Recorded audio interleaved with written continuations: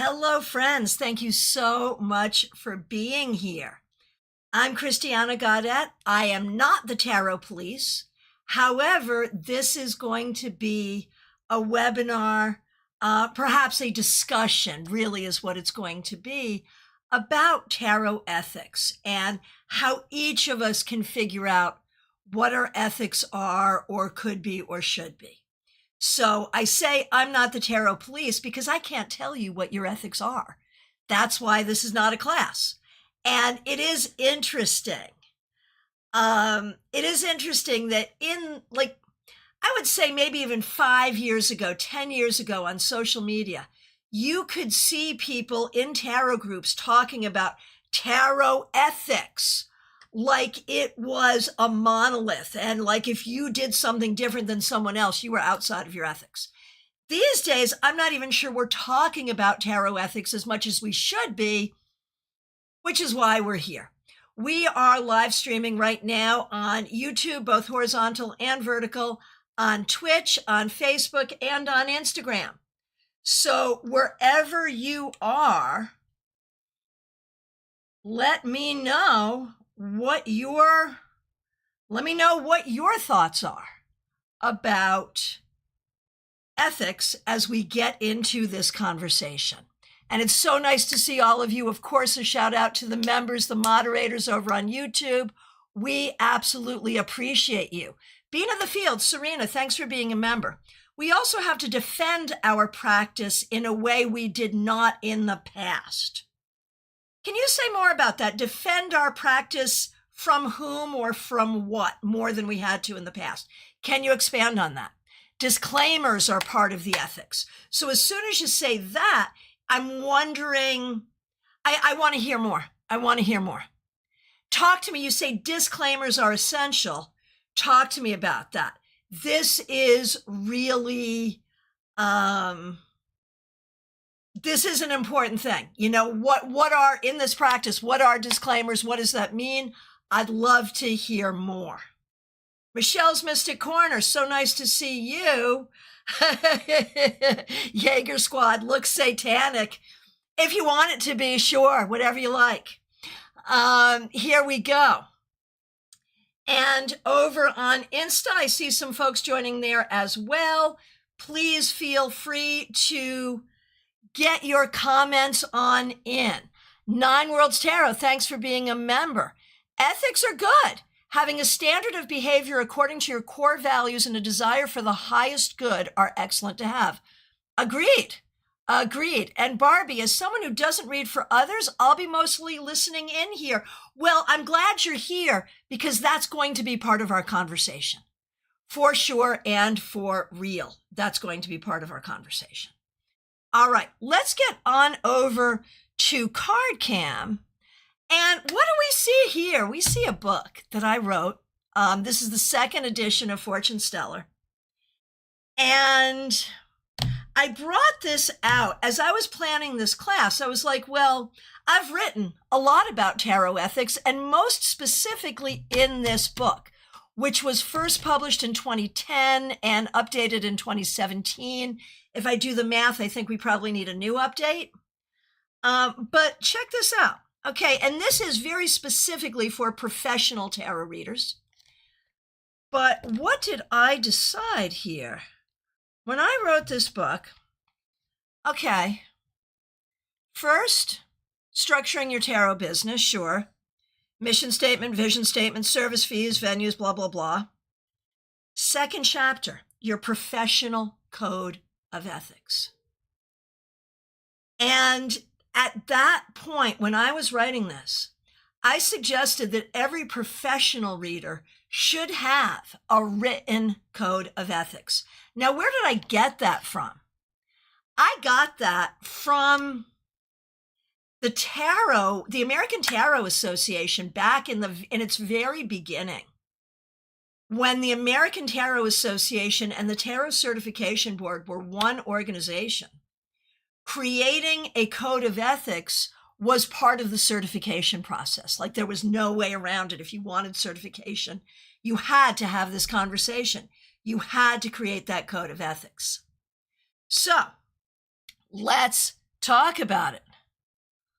Oh, being in the field. See, there you go. I am not alone here. I have a written code of ethics specifically built from the association. Got it. Yeah, I see it. So, what are tarot ethics? Now, if we think about this from a professional perspective,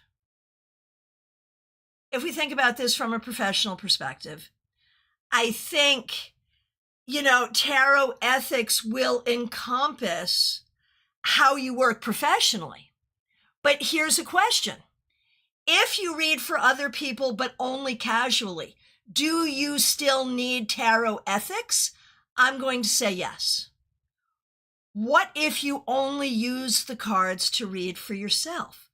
What are the ethical considerations of reading for yourself?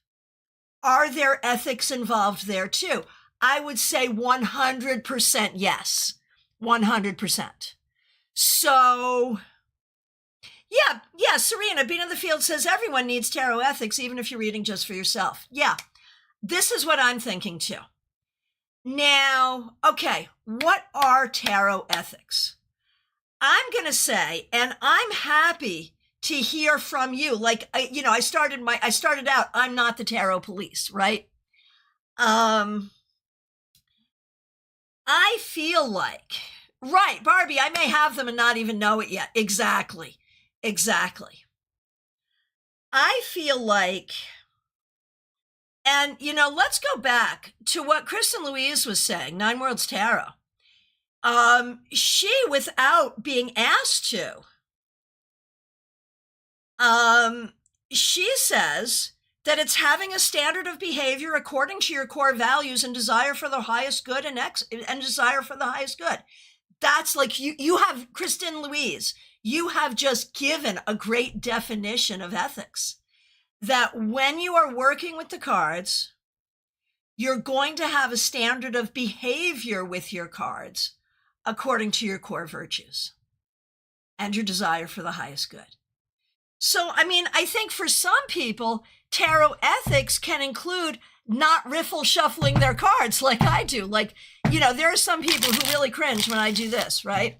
So in terms of your personal relationship with the cards, I feel like that's part of your ethics too. And, here's one that I didn't even think about or mention in my planning. And so you're not going to see it on the screen, but here's a huge one that I actually could use your help in handling. The ethics of tarot piracy. So even if you just read for yourself, you have to make an ethical decision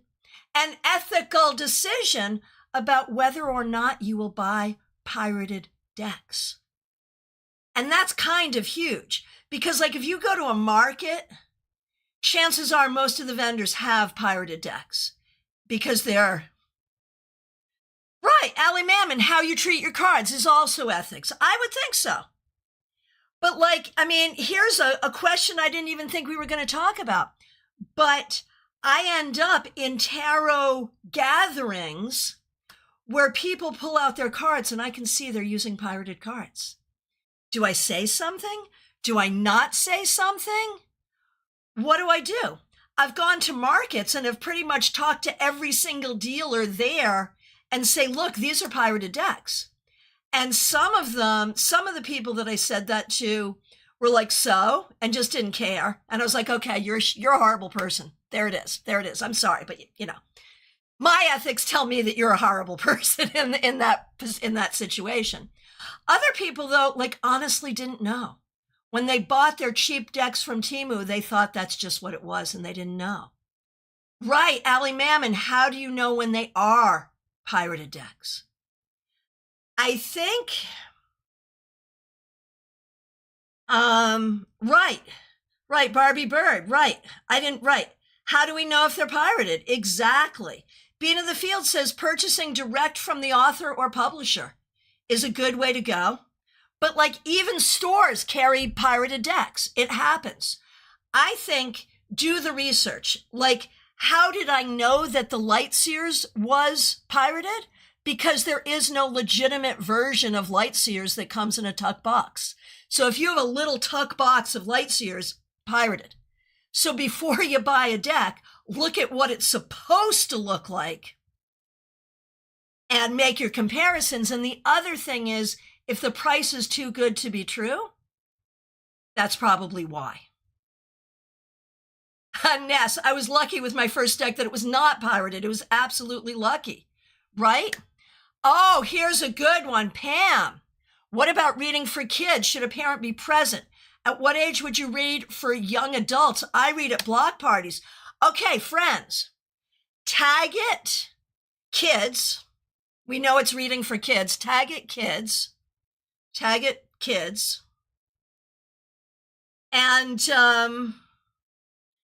And I will tell you my thing about reading for kids. If I was doing a block party and doing free readings and kids came up to me, yeah, no, not without your parents. And honestly, that's a financial thing because my tip jar is going to be there. And I'm pretty sure that your 7-year-old self is not going to tip me. If I'm hired at a company picnic, and so I'm just paid to be there, I'm going to assume if your kids come to my table on their own that they're going to have a reading with me, and that's what I'm going to do, whether or not the parents are there. Because parents, I'm here. I'm paid to be here. It's your job to supervise your kids. If you don't want your kids near me, get them away from me. That's not my job. When it comes to private clients, as soon as you can have your own credit card or drive yourself to my office, I'll do your reading. And so, 16-year-olds. So there it is, right? But you may have something different. Like there are some people who will just never read for anyone under the age of 18. And I think that's fine. And I think that's a good thing to think about that I didn't think about. Like we've already brought up a couple of issues that I did not even think about for this conversation. Right, Barbie Bird, your Light Sears is not a tuck box. Right. Kids haven't even thought about it. Youngest I've ever read for was 18. And what I'll say, and I'll have parents bring their kids to my table like they're 5-year-olds. And I can guarantee you when you're doing that, you're talking to the parent, not the kid. You're going to entertain the kid, but you're sharing things about the kid with the parent. Trey, I've read from my niece before. I find it can be hard to connect. And I think the key there is the context of the cards are going to change, right? Like the tower for a grown-up is going to be different than the tower for a kid. It still feels the same, but it's going to be a different set of circumstances. When I read the Chariot for an 8-year-old, it's not going to be the same as a Chariot for the 30-year-old. The 30-year-old might be getting a new car. The 8-year-old likes to go fast and maybe is sort of a leader in their group. So I think it's a matter of looking at the age and reading the cards in the context. Would you like a whole class on reading for kids? Let me know. I'll do it if you want. Oh, Allie Mammon, that is coming up. Spying on others in a reading. Third party. We are going to talk about that for sure. For sure. Ness, I would be conscious of what I say to a young kid. Absolutely. But I do the readings. And yeah, I mean, do you want to treat kids with extra special care? I mean, I hope we're treating everyone we read for with extra special care. But kids, it's a different skill set in a lot of ways because it really is a contextual skill set. Right. Okay, so we would love a class on reading for kids. Can do. I do a lot of proms. Okay, so we've talked about what are tarot ethics. Why are tarot ethics important? Being of the fields, you are talking about something that I think is significant that might answer this question. Let's see. Hang on one second here. Being of the fields, disclaimers. For you, disclaimers are very much part of ethics. And I think, I'm just going to paraphrase what I think you're saying. But let me know if I'm making sense or not, and if this is what you're saying. I feel like the disclaimers are a couple of things. Number one, I am not all seeing, all knowing, and I don't know what you had for breakfast, and I don't know when you're going to die. And even if I did, I wouldn't tell you. So like, I think we have to set some expectations. And so I think sometimes disclaimers are about setting expectations because sometimes the expectations have been set for us and we need to change that. I also feel like, oh, got it. Okay. I also feel like on a legal level, now, in the US, anyone can sue anyone for anything, and it really doesn't matter what disclaimers you have legally. But I do feel like it is good to have some sense of like, I can show you that I do my best to do the right thing. Right? Right, Trey. I always say I'm not God. If I were God, I'd charge more. There you go. Okay. And here's the thing, the class on tarot with kids and possible decks you feel are good to work with. I'm just going to say this and then I'm going to get off kids because I could talk for a whole hour about it. And apparently I will be doing so perhaps in July or August. I don't love the idea of switching up decks for kids. If my deck is available for public consumption, then it's good enough for a kid. And I know there are a lot of decks like, oh, this is a good deck for kids. This is a good deck for kids. I don't personally love that, I like to use the deck that I'm using. I'm not going to put one deck away and pick out another deck for younger people, but you might. And that's fine, whatever works for you. Oh, Bean of the Fields, on my website, I talk about personal ethics. And at the bottom of the homepage, I have the legalese. Yep. Rebecca, I think I would love reading for kids. In a quite different way. I think it's so good for children's imagination, yes, to interact in that way. I know I would do no harm, but would want the parents' permission. Sure. And Beat of the Fields, I like tarot for kids for myself. And Ness says, I have Teresa Reed's kids' tarot deck. Yep. It's sweet, but my boy doesn't like it. It doesn't have cool nights. Oh, this is a good one, Allie Mammon. Leading the querent or seeker during the Path A or Path B spreads. They have to make the decision. You cannot. That is so smart. Michelle's Mystic Corner, so good to see you. Thanks for being a member. I feel like our tarot ethics should be how we conduct our business, treat our clients, and behave in a manner that would blend with you and spirit. Okay, now, that's good. Thank you. Craft felt tarot for kids. I love it. Yep. And maybe that, I would just say if that's a good deck for everybody. Read for everybody with that. It's perfect. And I'm so sorry you're having a migraine. Sending you so much healing. So might your code of ethics change over time? I would have said no. Ethics is ethics, man. That's what I would have said. But after 30 years, I'm going to tell you my code of ethics has changed substantially over time because I learned more. And I learned skills to handle things that I didn't handle before because I didn't ethically know how to. I've learned some skills. So my ethics have changed as my skills have changed. And my ethics have changed as I've learned about some different cultures. And what seemed like something not good in my own culture, when I learned about it in others, I understand it better. All right. Does every tarotist need a code of ethics? Well, need is a funny word. I mean, if you're not professional, I don't know that you need one, but I think it's a good idea. I think that since we all kind of agree, I mean, on one hand,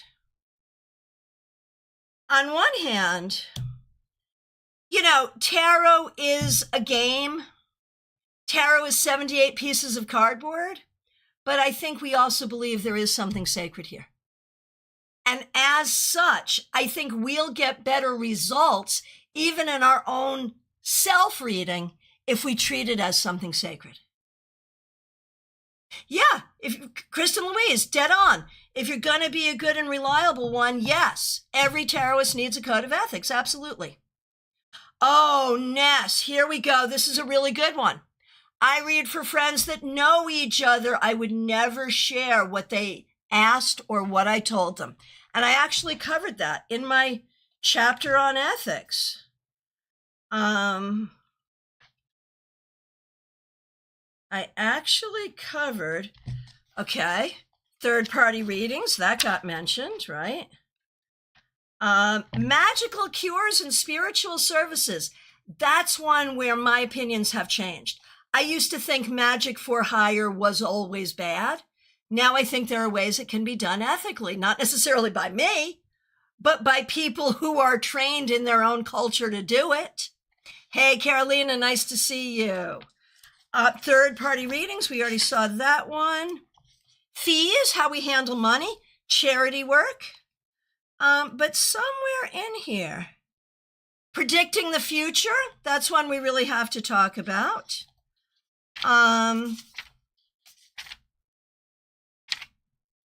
Customer satisfaction. What do you do if you are a professional? What do you do if someone is not satisfied? That's one. And the one Ness is mentioning, here it is, confidentiality. And you'll find whether you are professional or casual, you will end up reading for people who know each other. And yeah, Claire C., privacy is paramount. Abso-freaking-lutely, yes. Yes, I agree. Okay, so if you're not a professional reader, what are the ethical considerations?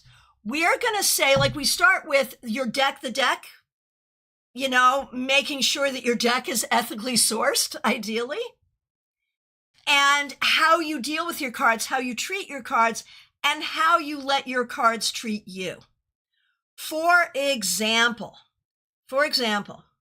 if you are a person and you just read for yourself, your entire relationship with tarot is, I read for myself. I do a daily tarot meditation, or I do weekly cards for myself, or I go to the cards when I have a quandary. I would say one ethical consideration might be if you're going to the cards when you're anxious, and let's face it, we all do, you are not going to make decisions based on your anxiety-based readings. That might be one.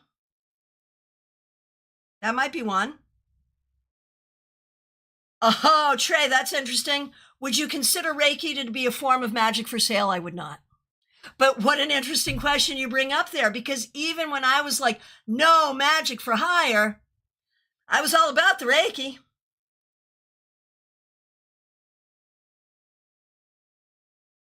Oh, interesting. When we talk about future predictions, Kristen Louise, I will only read predictively for entertainment. And I assume that goes along with the disclaimers.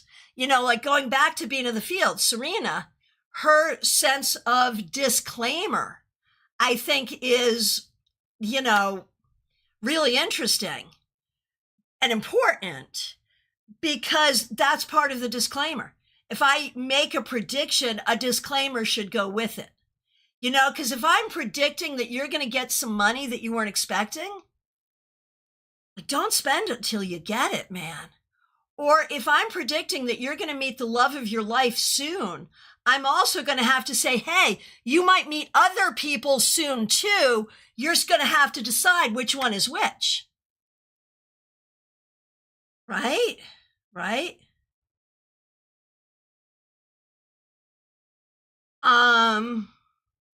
Right, Madiha Ness, the cards don't lie, but I might, right? The cards don't lie, but we can get it wrong.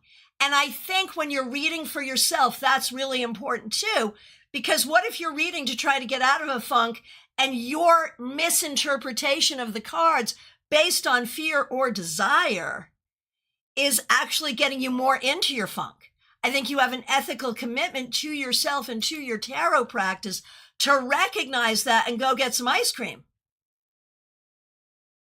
Allie Mammon, got it. Good.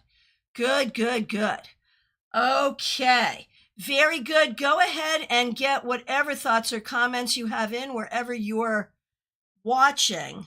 Barbie, yes, I like to think of predicting outcomes more along the lines of possible or potential. Our interpretations can be so biased. Yes. Kristen Louise, I think predicting the future has the potential to take away the person's potential agency from them. You have just said a mouthful. And likewise, if you're reading for yourself, like imagine I'm reading for myself and I'm in a funk and I'm like, okay, look, I'm never going to have money. I'm never going to get a good job. I might as well just give it all up now. That is not being ethical with yourself, and it's not an ethical use of the cards. You see what I'm saying, right? All right. And so, yes, when we talk about future prediction, Barbie, yeah, this is it. We cannot take away the fact that free will exists. Exactly. And so that's why when we make a future prediction, we have to be really clear that it is, as Kristen Louise says, either entertaining, and I'll say, well, like just for S and Gs, let's see what might happen. And it's fun. And we're doing it for fun. Right? Hey, Oscar, you found us on Meetup. Thank you so much. I'm so glad you're here. Oh, Bean of the Fields, thank you for this. I love the conversation about personal energy and getting the cards wrong. These are, personal agency and getting the cards wrong. These are key, really tender, true, and important. Thank you. I agree. I totally agree. And I've told a lot of you this story, but it bears repeating.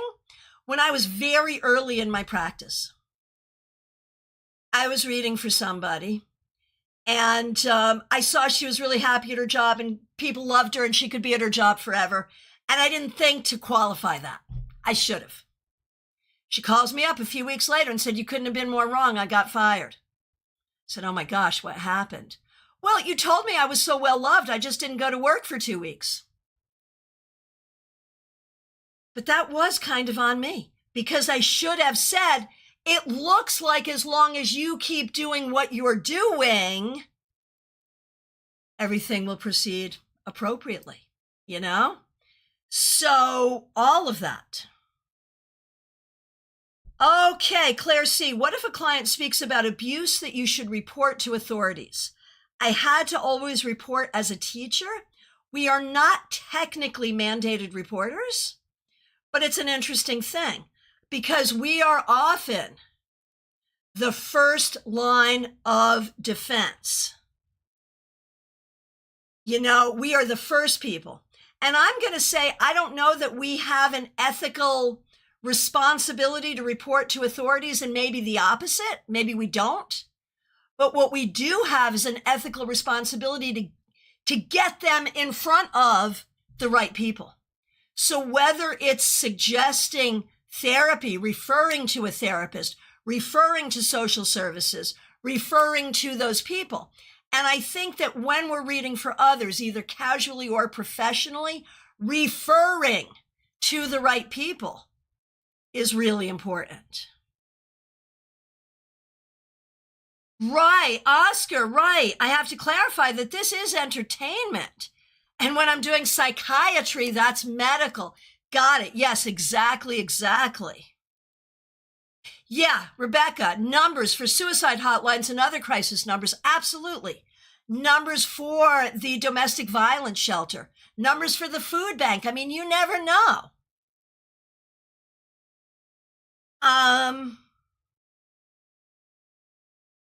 Bean of the Fields, let's see. You agree with me, Bean of the Fields. I suggest they get support and find their way to reporting. I'm not the reporter. Yeah, agreed. Trey, have you ever read for someone you suspected had perhaps unalived someone? Not that I can remember. I mean, I've read for people in the military who most definitely have. But if we're talking about, commission of murder, no, not in my memory, not that's stuck in my memory banks.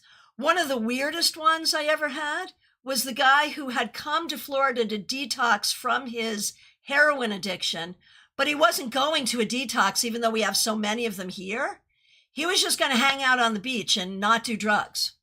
But he planned it so he was starting to go into his detox while he was sitting with me. That was a hard one to know what to do. That was really hard. And I, to this day, don't know if I did the right thing, but what I did was he had a friend with him and I sort of gave him to his friend and sent him on his way. But I don't know. Oh, Oscar, I'm Israeli. There's a lot of detox centers here too. Yeah. Right, Oscar, you're a psychiatrist who does medication management. There are more psychiatrist tarot readers than you would imagine. And of course, plenty of therapist tarot readers as well. Okay. So, good stuff. Let's move on. Okay, this is like, I was like, okay, what are the usual suspects, right? And we have come up with more than that, but here are some to think about.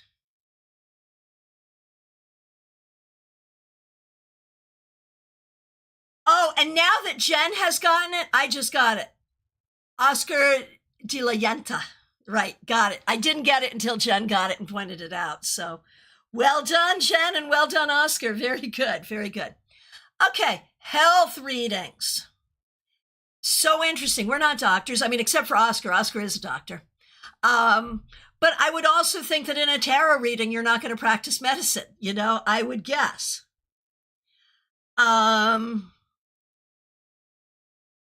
Oh, that's so funny. Nine Worlds Tarot. I was just Googling Yenta when you said that. That is so interesting. Oh my gosh. All right. So health readings.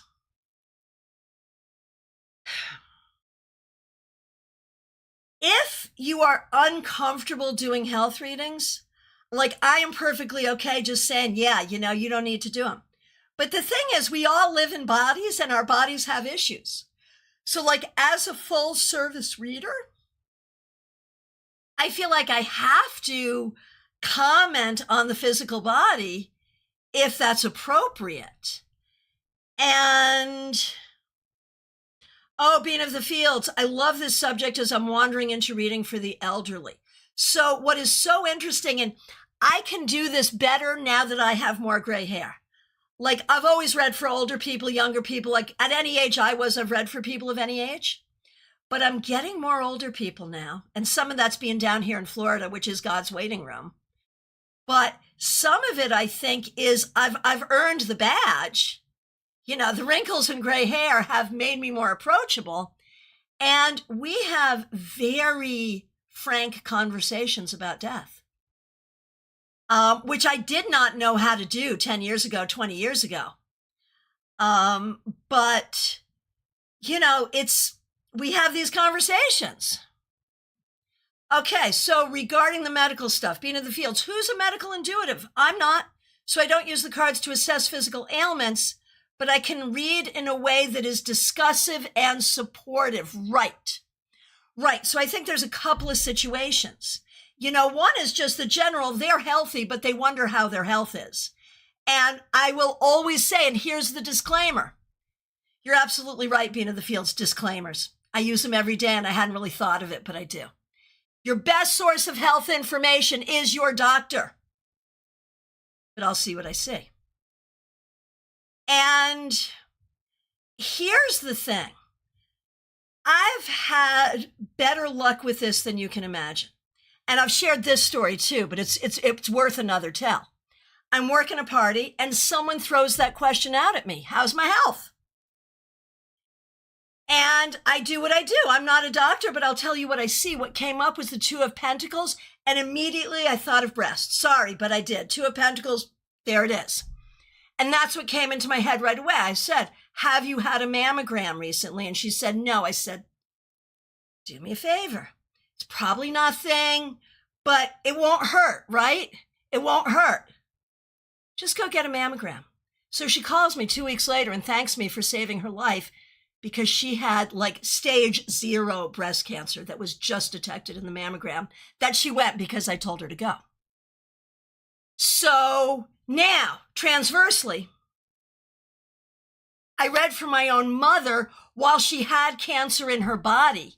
And I was able to say, I see a health event coming, but not anything more. And I felt guilty about that for a long time. If I could see it for a stranger, why couldn't I see it for my mother?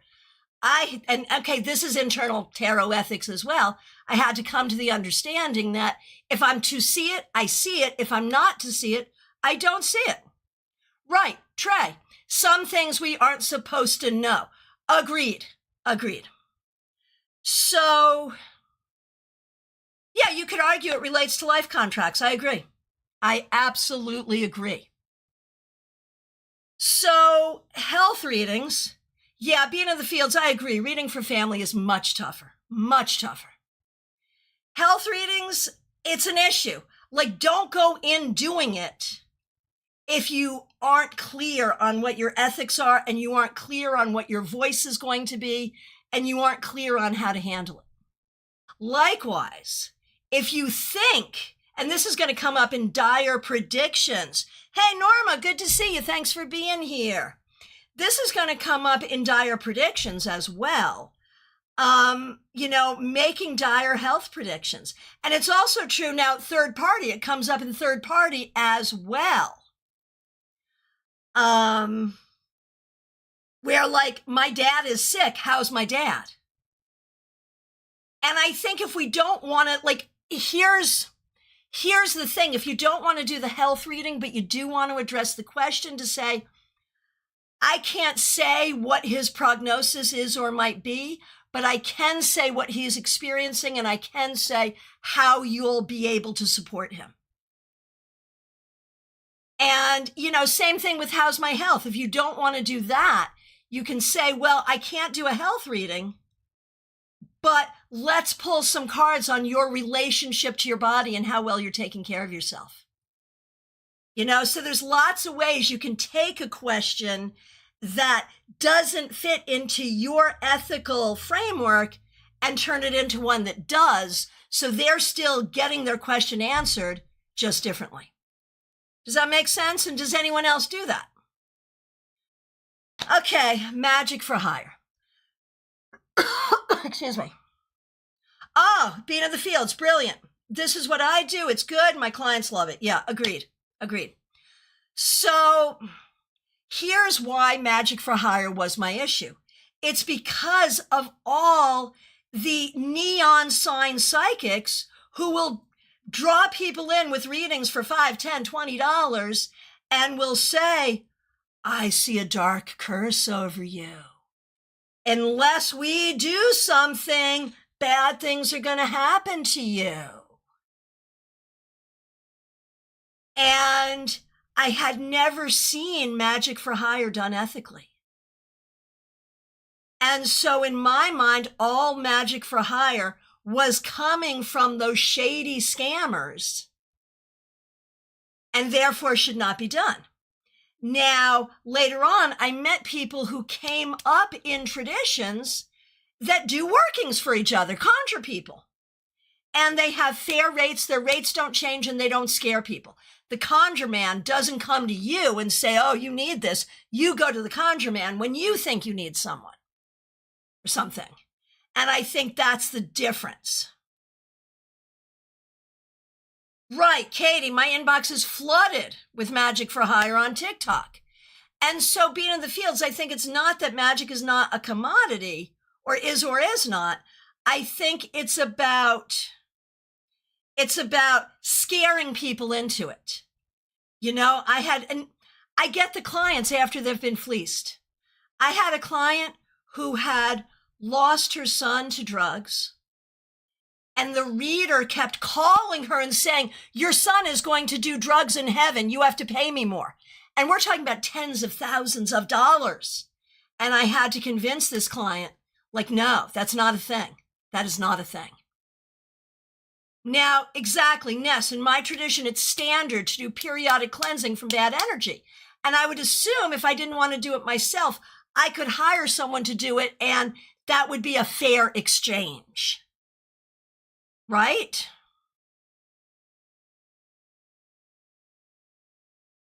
Right, Katie, and sometimes it's the opposite, and you can hear that. Good blessings are coming for you. I feel that good things are coming for you, but you know there's going to be a hook. If you want those good things, you have to give me money, jewelry, whatever, right? Well, Trey, the thing is, it's not sociopathic for them. For them, they're doing their tradition. Sometimes you just need a Rolex to send a demon back to hell. And so they're raised to do this. And it's, I don't know. I mean, it feels sociopathic to us, but I think for them, it just feels normal. But for me, and that's where, I will not do magic for hire. If someone really needs something, I'll make him a candle and give it to him for free. But I haven't figured out a way to do magic for hire, and I don't. But maybe you do something different. Right, Nine Worlds Tarot, you had a good experience with this. Hubby hired a friend to do a spell and finally got a story published. And it was published. I wouldn't hire just anyone, right? And this is it. Knowing culture is really a key part of our experience. We need to know each other better. And that was my problem.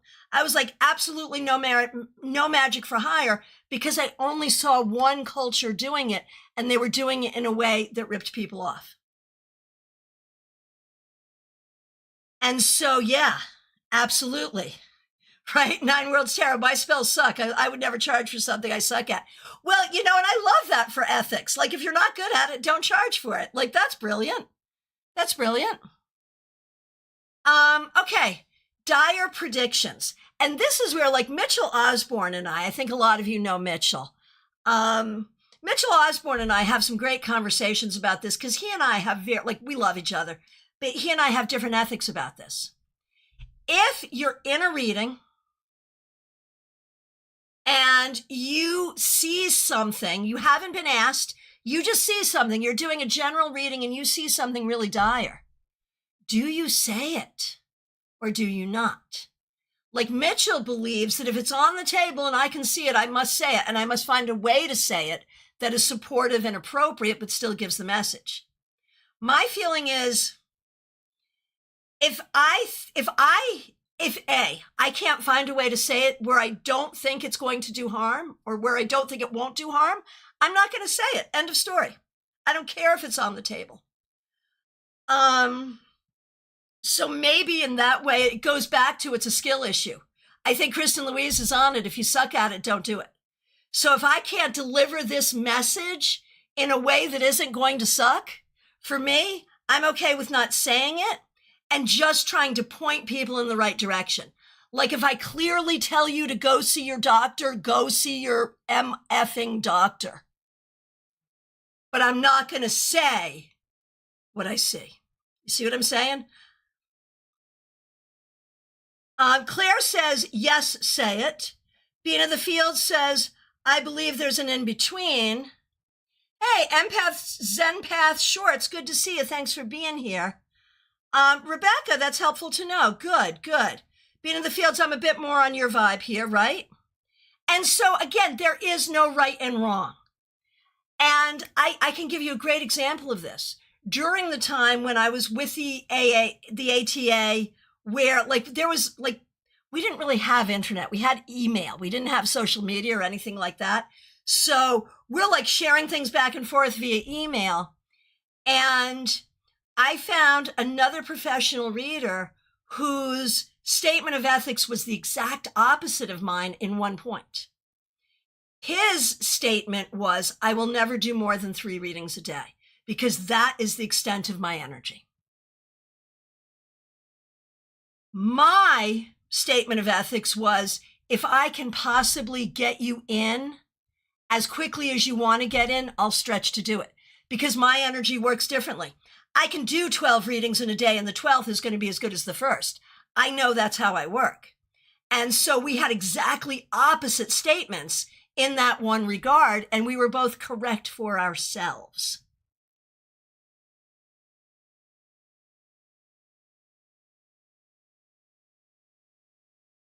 Okay, so Katie, you practice indigenous shamanism. That's your Native American tradition. If someone's coming to me in bad need of cleansing, I don't know how to turn because they need help. Trey, you know about that. I was there for all of that. I was a key player in all of that. And yes, that was before. Yes, that was before. I could tell you some stories. Hey, nice to see you over on Twitch. BMF, good to see you. We're talking about tarot ethics. Ness, some readers won't do same day readings on love questions. They don't want to encourage anxious behavior. Right. And I'm like, well, let's get that on the table right now. If you're jumping out of your skin, let me help. Because when you leave, you're going to feel better. Because I'm not just going to do, are we going to get back together? We're going to unpack this. And we're going to talk about why you're all up about this. Oh, you do the Elder Runes as well. So I am learning the runes, and I'm learning it right here on June 25th. Eric Arcadian is teaching me, and he'll be back.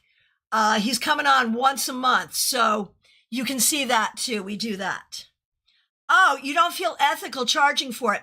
And maybe you don't charge for that. Maybe that's a service you just do. I think you can charge for it if you charge a fair amount, or you can even say, I don't charge you, but if you would like to tip me or give me a present, you may. Not required. Right? Right? All right. So, Claire C., there was a whole deal. My coming into the tarot community was trial by fire, and there was a big fire, and a lot got burned to the ground quickly. Yeah. Not having anything to do with my behavior, but I was called in to try to help clean up the mess. Yeah. Oh, Rebecca, you're so happy for the runes content. Well, that makes me happy because I'm happy to provide it. Oh my gosh. Empath Zenpath, you are a powerhouse, always have been. Putnam, Connecticut. Who the heck are you? Oh my gosh, you knew me back in the very beginning when I was much skinnier and much less gray. Oh my gosh, thank you for being here. And thank you for your kind words. Oh my gosh, that's crazy. Okay, so dire predictions. Who's living in Putnam? I started my business there. And Empath Zenpath knows me from there, which is really cool. Batty Street, yes. I lived on Batty Street. We called it Catty Street because there were so many stray cats one year. Thank you. Thank you for your kind words. I really appreciate that. Okay. So dire predictions, if you're going to read for other people, you have to have a sense of how you're going to deal with that. And you may not even be a predictive reader at all. Like Kristen Louise, like I only do predictions for fun. I am a predictive reader, but it has big disclaimers. Thank you, Serena, for that disclaimer word. I used to live in New Haven as well. I've lived in so many places, being of the fields. I lived in Connecticut for a very long time. Hartford, many places in New Haven. Putnam, where I started my business. New London. Ansonia. Yeah, lots of places. Anyway.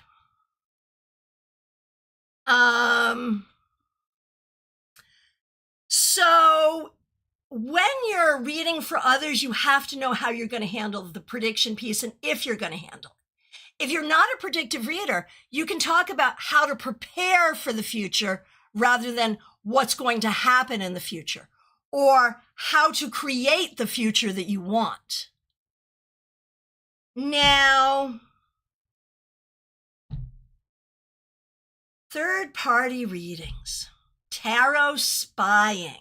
There are some people who are like, absolutely not, absolutely not. If they're not here, if they didn't ask to be read, we're not doing it. Ask for yourself in connection with the other person.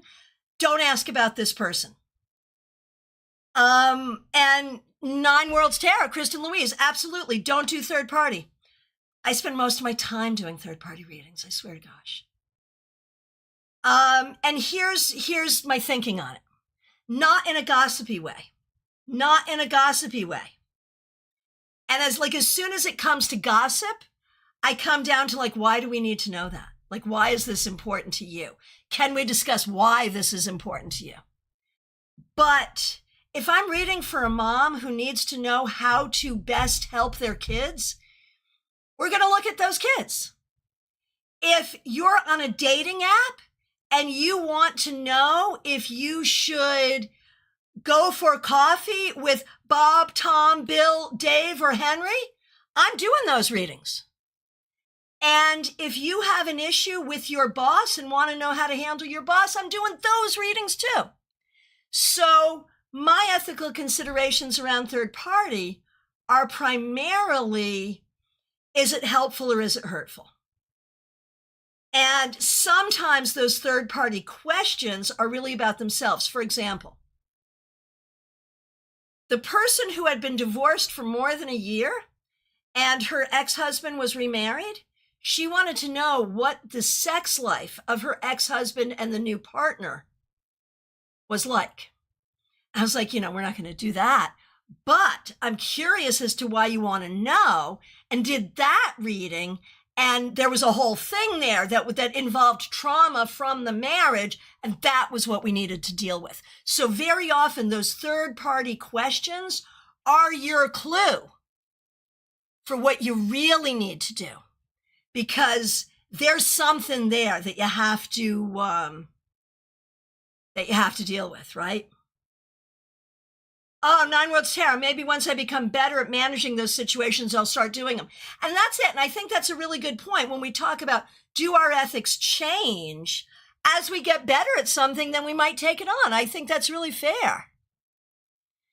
Oh, Socratic questioning. Yeah, there it is. That's what we're doing. Next, third party can be useful and fun. I think it depends on the question.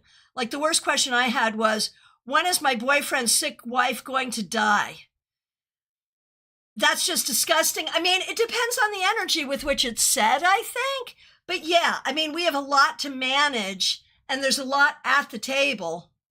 And so we're going to have to deal with it the best way we know how in the moment. And the bottom line here is you always get to say no. But here's the thing. When you're reading for yourself, are you okay spying on people? Like I do, how's this person? How's that person? I mean, whatever. And when you're reading for yourself with dire predictions, do not make dire predictions for yourself. Do not scare yourself with the cards, Barbie Bird, or anybody else. Hey, Karita, good to see you. All right.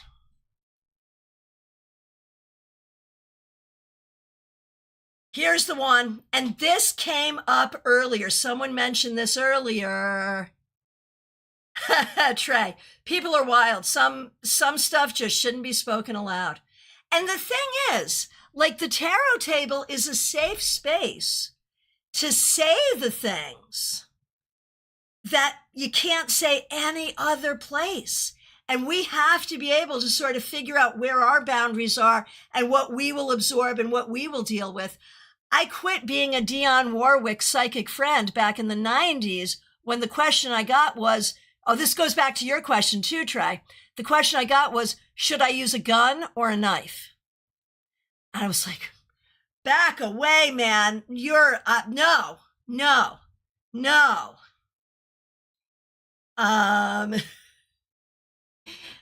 Right. Safe space to say the things you can't say in any other place, right? Right. We can ask helpful questions or damaging questions, right? Katie, most of my questions when I'm reading for myself are about other people, like the children in my life, the people who need my support. Absolutely. Barbie Bird, this is really important. When I don't like what I read for myself, I call it quits. Just go get some ice cream. Put the cards down, back away, go get some ice cream, come back later. Seriously. Now, over on Twitch, this is a good question. My dad is Christian who feels tarot is against his beliefs. He doesn't shun me for it, but he doesn't want me doing readings for him. Yeah, I get that. Oh, Barbie Bird, you're quoting Taylor. Shake it off. I love that. So the quandary. Should you read for someone whose ethics beliefs are different from yours? And I do. And like, if you're a Christian and willing to come to my table, and my guess is most people at my table are Christians, I will read from that perspective. I can give you Bible verses. we can talk about that. Right, you have to respect people's beliefs. Likewise, if you're pagan, I can read from that perspective. But I used to have a really hard time reading for racists and homophobes. That was hard. I would look at people and be like, don't even be like that.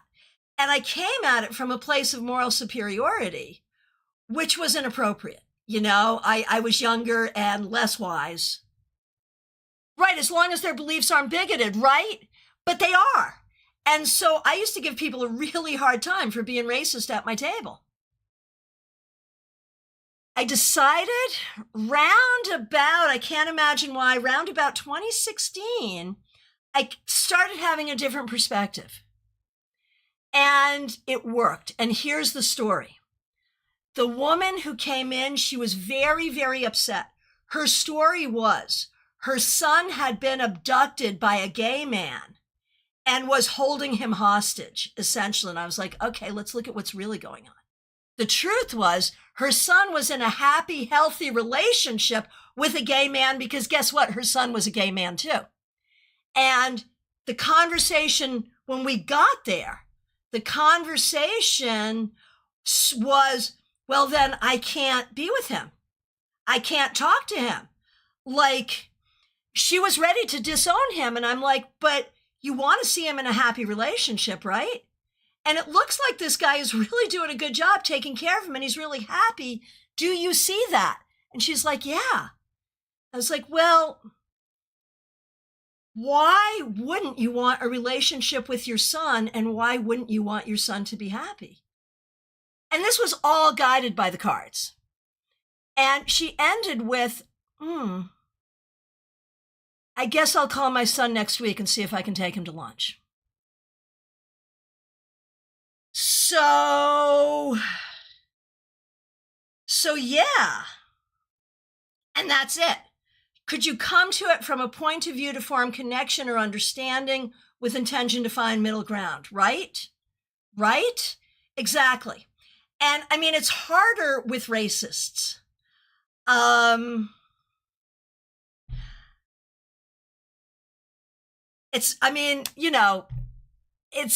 It's harder with racists because, why is it harder with racists?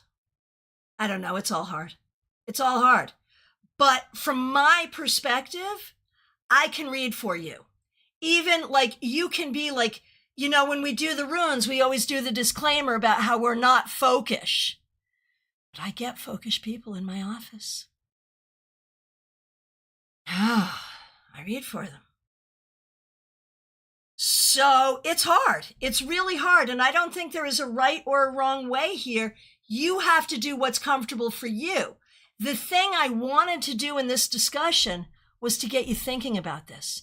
Whether you're reading for yourself, reading for others casually, or reading professionally, or planning to read professionally, these are things we must think about. And there's not a lot of right or wrong there. I haven't once said it's wrong to do this or it's right to do that, because I can't tell you what's right or wrong for you.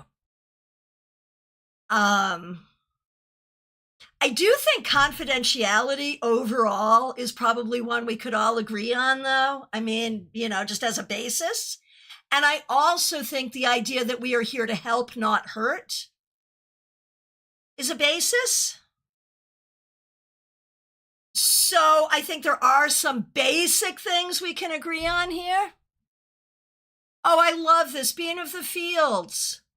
I suggest we all write our code of ethics on all levels. It's a great practice. Yep. And, the thing is, when you read for people, it might be at a party and it might be very entertaining.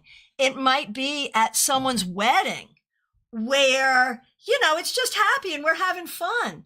But it might be a person who is at the very lowest place in their life.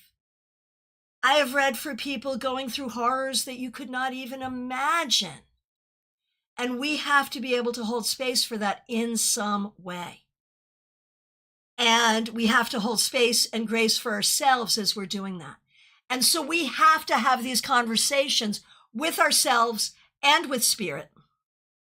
Oh, one important thing I almost forgot is the idea, and this is in my book, Fortune Stellar, that if you're not sure what your ethics should or could be in a particular situation, or as you're writing your code of ethics, actually have tarot exercises in here to use tarot to write your code of ethics. So get thee to Amazon and buy my book. You could do that too. Or, just do that. Use tarot. What should I know about my tarot ethics? They're always changing. They are serious, and I must think about them. It's not, and when I have them, I adhere to them. Use your cards to help you understand who you are as a reader and what you want your ethics to be. Use your cards. Barbie Bird, I pulled cards for my ethics earlier and I got the King of Swords. Yeah, that is very, very freaking fitting. That's beautiful. So, my friends, I want to thank you.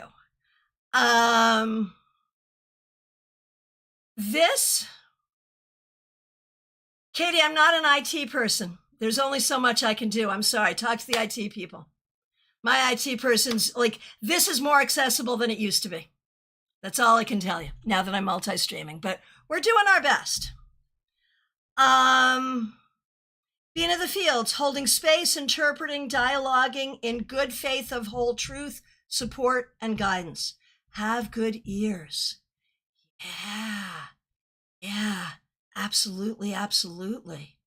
And yeah, accessibility is kind of huge. Katie's point is really good. Accessibility is huge. We're working to make it better online. I moved my office from up a flight of stairs to wheelchair accessible.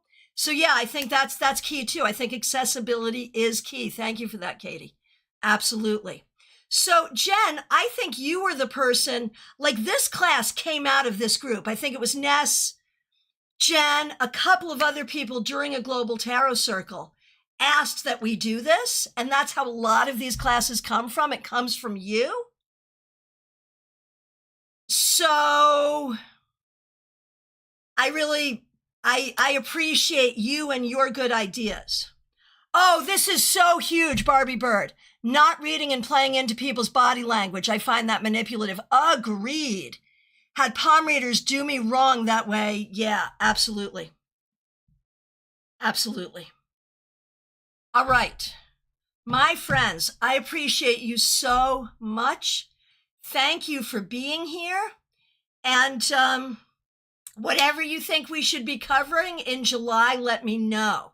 Members, we're recording the Tarot Scopes early next week. I think it's Tuesday. So if you're a member, check that out. And of course, on the 25th, Eric Arcadian will be joining me for our runes class. And